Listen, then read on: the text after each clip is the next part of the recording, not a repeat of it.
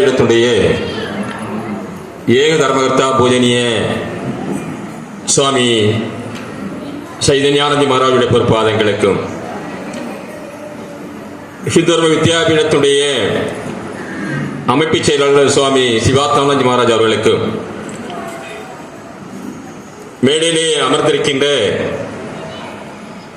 ஹிந்துர்ம வித்யாபீடத்துடைய மாநில பொறுப்பாளர்கள், மாவட்ட பொறுப்பாளர்கள் மற்றும் இந்த மண் பெரியார் மண் அல்ல, இந்த மண் சுவாமி மதுரானந்தர் மகாராஜ் அந்த பெரிய ஆழ்வருடைய மண் என்று பறைசாற்றிக் கொண்டிருக்கின்ற என் அருமை சமயத்தினுடைய சகோதர சகோதரிகள் அத்தனை பேருக்கும் அடியேனுடைய அன்பு கலந்த பணிவான வணக்கத்தை தெரிவித்துக் கொள்ளே மிக்க மகிழ்ச்சி அடைகின்றேன். எதற்கு இந்த சமூக திட்டமானது நடக்கணும் என்று நாம் கொஞ்சம் சிந்தனை செய்து கொள்ள வேண்டும். சமீபத்திலே இந்தியாவினுடைய பெருநகரமான பெங்களூரிலே பல்வேறு ஆண்களும் பெண்களும் இன்று வேலை செய்து கொண்டிருக்கின்றார்கள். அதிகமான சம்பளம், ஐடியில வேலை பார்த்தால் அதிகமான சம்பளம் பெங்களூரிலே கிடைக்கும் என்ற நம்பிக்கையிலே பல்வேறு இளைஞர்கள், அதாவது ஆண்களும் பெண்களும் வேலை செய்து கொண்டிருக்கின்றார்கள். அவருடைய பெற்றோர்கள் கன்னியாகுமரி மாவட்டத்திலும் பல ஆண்களும் பெண்களும் அங்கே வேலை செய்து கொண்டிருப்பார்கள் என்ற நம்பிக்கை இருக்கின்றது. அவருடைய பெற்றோர்கள் அங்கே இருக்கலாம் அல்லது பல்வேறு மாவட்டங்களில் இருக்கலாம், மாநிலத்தில் இருக்கலாம். பெற்றோர்களுக்கெல்லாம் என்ன சிந்தனை சொன்னால், நானும் இங்கு வேலை செய்கிறேன், என்னுடைய மகளும் மகனும் பெங்களூரில் வேலை செய்கின்றார்கள், அவர்கள் எப்படி தன்னுடைய வாழ்க்கையை நடத்துகின்றார்கள் என்பதை அறிய விருப்பம். அதற்காக அவர்கள் துப்பறியும் நிறுவனத்திற்கு சென்று அங்கே 10,000 ரூபாய் கொடுத்து, சம்பளமாக கொடுத்து, தன்னுடைய மகளுடைய பெயரை கொடுத்து, என்னுடைய மகள், என்னுடைய மகன் எப்படி பெங்களூருடைய வாழ்க்கையை கழித்துக் கொண்டிருக்கிறார் என்பதை அறிவதற்காக 10,000 கொடுக்கிறாங்க. இது நடந்த சம்பவம், பத்திரிகையில் வந்த சம்பவம். நீங்கள ராமகிருஷ்ண விஜயம் பற்றின ஆசிரியர் பக்கம் இருக்காரு போட்டிருக்காங்க ராமகிருஷ்ண விஜயத்தில். அப்ப 10,000 கொடுத்து துப்பறிவு நிறுவனத்தில் கொடுத்திருக்காங்க. அந்த துப்பறிவு நிறுவனம் ஆய்வு செய்து அந்த ஆய்வில் என்ன எழுதப்பட்டிருக்கின்றார் சொன்னால், அந்த ஐடி கம்பெனியில வேலை பார்க்கக்கூடியவர் கை நிறைய சம்பளம் வாங்குகிறார்கள், 2 லட்சம் ரூபாய் வரை சம்பளம் வாங்குகிறார்கள். ஆனால் பெரும்பாலான ஐடி ஊழியர்கள் போதைக்கும், கஞ்சாவுக்கும், மதுவுக்கும் அடிமையாகிக் கொண்டிருக்கிறார்கள் என்பதுதான் இந்த ஆய்விலே கிடைத்த ரிசல்ட். அதன் பிறகு ஆய்வு சொல்கிறது, இந்தியாவிலே கிட்டத்தட்ட 40 வினாடிகளுக்கு ஒருவர் தற்கொலை செய்து கொள்கிறார் என்று ஆய்வு சொல்கிறார்.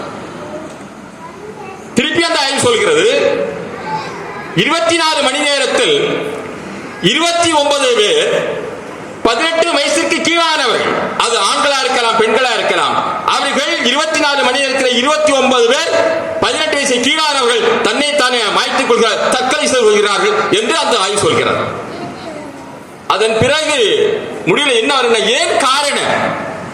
2 லட்சம் ரூபாய் சம்பளம் வாங்கக்கூடியவர்கள், கை நிறைய சம்பளம் வாங்கக்கூடியவர்கள் ஏன் தற்கொலை செய்து கொள்கிறார்கள் சொன்னால், ஒரே காரணம், அவர்கள் ஆன்மீகத்தை பற்றி அறியவில்லை, ஆன்மீக சிந்தனை இல்லை, தேசபக்தி இல்லை. ஆகவேதான் சுவாமியார் சொல்கிறார், இந்த நாட்டுடைய முதுகெலும்பு எது? ஆன்மீகம் என்று சொல்கிறார். அதனால்தான் அத்தனை பேர்களையும், இந்தியாவில் இருக்கக்கூடிய அத்தனை பேர்களையும் ஆன்மீகவாதியாக, பண்புள்ளவர்களாக உருவாக்க வேண்டும் என்பதுதான் ஹிந்து வித்யாபீடம் விரும்புகிறது.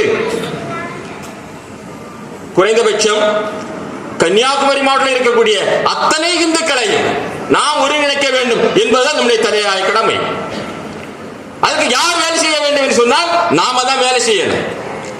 இப்பொழுது சமூகம் அல்லது இளைஞர்கள் அல்லது குழந்தைகள் எப்படி போய்கொண்டு, ஒரு மனநல மருத்துவர் சொல்கிறார், இந்த மாதிரி போதைக்கும், கஞ்சாவுக்கும், மதுவுக்கும் அடிமையாகிக் கொண்டிருக்கக்கூடிய இளைஞர்கள் ஒரு காலத்தில் பணம் இல்லை என்று சொன்னால் அவர்கள் திருட்டு தொழிலில் ஈடுபடுகிறார்கள் என்று சொல்கிறார்கள். நான் சொல்ல, மருத்துவர் சொல்கிறார். அது மட்டுமல்ல, இப்போ இளைஞர்கள் மனநிலையத்தில், அதாவது மனநிலை பாய்த்தவர்கள் ஏன் இருக்கிறார்கள் என்று சொன்னால் அதிக நேரம் அவர்கள் மொபைலிலே ஈடுபடுகின்ற பொழுது அவர்கள் மனநிலம் பாதித்தவர்களாக இருக்கின்றார்கள். அந்த மொபைலில் ஈடுபடுகின்ற பொழுது அவருடைய மனம் எப்படி இருக்கிறது? நான் இவரை போல நடக்க வேண்டும், நான் இவரை. இன்றைய நாட்களிலே போதைக்கும் கஞ்சாவுக்கும் அடிமையை கொண்டு ஒரு சமூக சீரழிவை நாம் எல்லாம் பார்த்துக் கொண்டிருக்கின்றோம். அவை எல்லாம் தடுக்கப்பட வேண்டும் என்று சொன்னால் ஒவ்வொரு ஊரில் இருக்கக்கூடிய அத்தனை நபர்களும் சமயப்பு வந்தால் மட்டும்தான் இதை தடுக்க முடியும் என்ற நம்பிக்கை நமக்கு இருக்கிறது. ஏன் நம்பிக்கை இருக்குன்னு சொன்னா, இந்த தடவை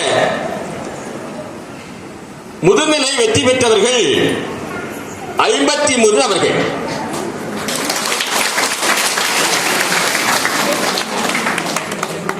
முதுநிலை வெற்றி பெற்ற மட்டும் சொல்றேன், நான் வித்தியாசி சொல்றேன் சாமி.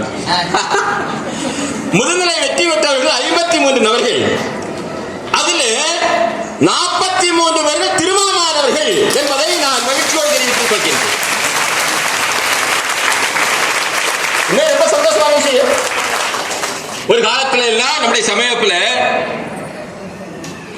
ஒரு டீனேஜ் பெண்கள் தான் வந்துட்டு இருந்தாங்க இல்லையா? உண்மைதானே? அப்ப திருமணமானவர்களை பார்க்க முடியாது. ஆனால் இன்றைய தினம் நிலைமை மாறி இருக்கிறது. திருமணமானவர்கள் அதிகம் அவர்கள் சமயப்பதை ஆரம்பித்திருக்கிறார்கள், பட்டம் வாங்குகிறார்கள் என்று சொன்னால் உண்மையிலே நம்மளால் மாற்றத்தை உருவாக்க முடியும், கொண்டு வர முடியும் சொல்லக்கூடிய அதீத நம்பிக்கை நம்மகிட்ட இருக்கிறது.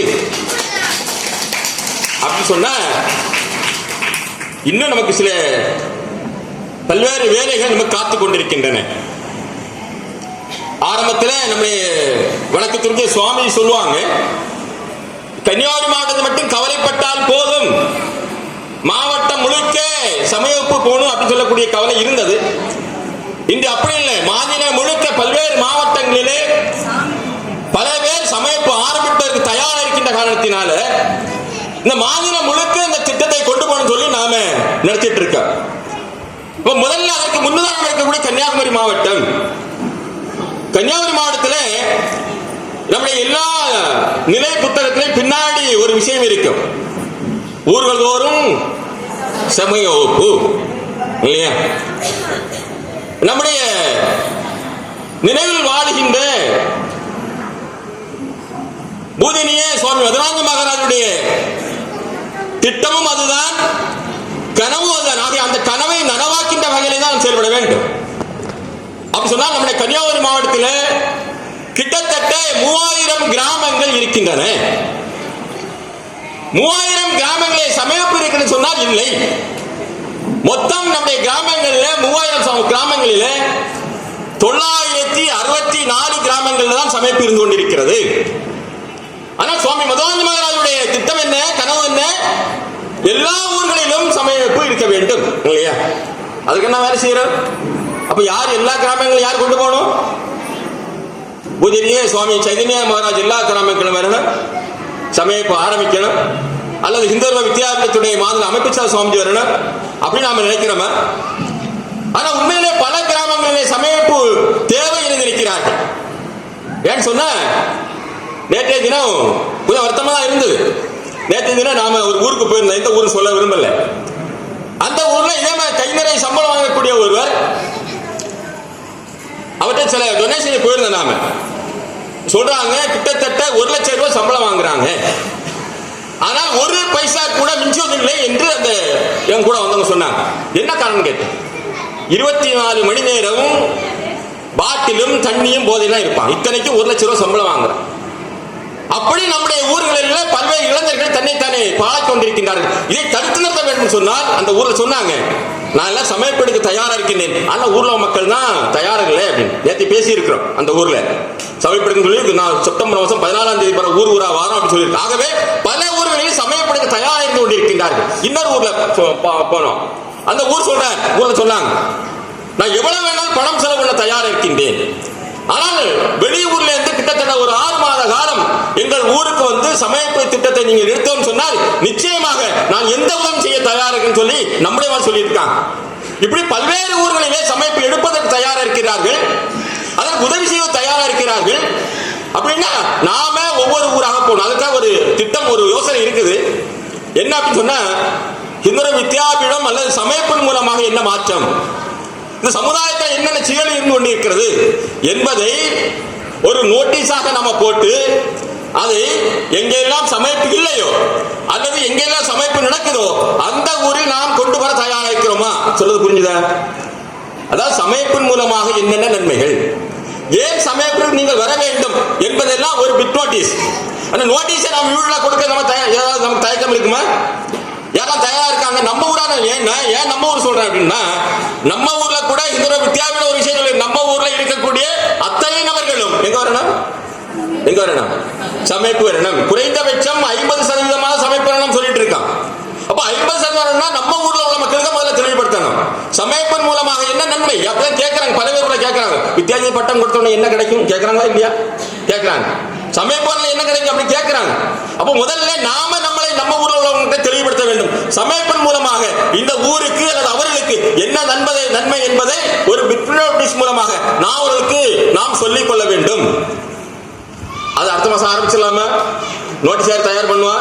நோட்டீஸ் தந்தால் நான் கொடுப்பதற்கு தயாரா இருக்கேன். கை தூக்குங்க. எங்க ஊர்ல எல்லாம் நோட்டீஸ் தந்தா கொடுக்க தயாரா இருக்கேன். Very good.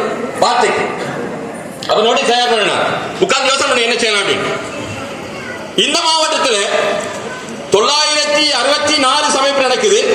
வரக்கூடிய ஜூன் மாசம் ஜனவரி 1 2026 1000 சமைப்பு என்ற இலக்கை நாம் அடையணும். அதற்காக நாம் ஒவ்வொரு ஒன்றியத்திலும் இலக்கு நாம் கொடுத்திருக்கிறோம். குருந்தங்கோடு ஒன்றியம் 181 சமைப்பு நினைவு. குருந்தங்கோடு ஒன்றியம் ராஜாக்கமங்கலத்தில் ஒரு 100 சமைப்பு. 1000 குறவா? 1000 மொத்தம் 40 சமயத்தானே வந்து ஈஸியா வெளிச்சிட்டு போயிடுறாங்க. 1000 சொல்றீங்க எப்படிமா? 1000 குறவா கூடுதலா? குறவா அப்ப 1000 தாண்ட வேண்டும் அடிச்சுக்கலாமா? இப்ப அரவிந்தன் சொல்றாங்க, கன்னியாகுமரி மாவட்டத்தில் இருக்கிற அத்தனை ஊர்களிலும் 2026 ஜனவரி மாசம் 1 அத்தனை ஊர்களிலும் சமைப்பு நடந்தே ஆகும் என்றால் சொல்றாங்க. என்ன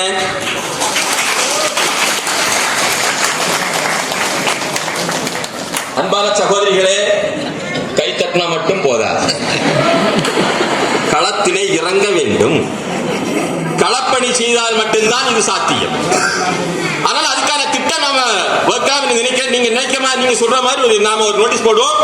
ஊரா கொண்டு கொடுப்போம். நாம இன்னைக்கு உண்மையிலே பெரிய மாற்றம் சொன்னா, முதல்ல சொன்ன முதுநிலை வெற்றி பெற்றார்கள். இரண்டாவது மாற்றம் என்னன்னா, பல ஊர்களிலே திருமணமானோட எண்ணிக்கை அதிகமாகிக் கொண்டிருக்கிறது. அது நல்ல விஷயம். இப்படி எல்லா ஊர்களிலும் நாம் அதிகமான எண்ணிக்கையில கொண்டு வர வேண்டும். கன்னியாகுமரி மாவட்டத்தில் அதிகமான சமைப்பு நம்முடைய மாவட்ட இணையமைப்பாளர் சொல்ற மாதிரி 3000 கிராமங்களிலும் சமைப்பு நாம் சென்றாக வேண்டும். 2026 ஜனவரி மாசம் 1 நாம் அதை அந்த மகிழ்ச்சியான செய்தியை சொல்வோம் என்று கூறிக்கொண்டு வாய்ப்பு நன்றி நன்றி வணக்கம். 26 சொல்லுங்க.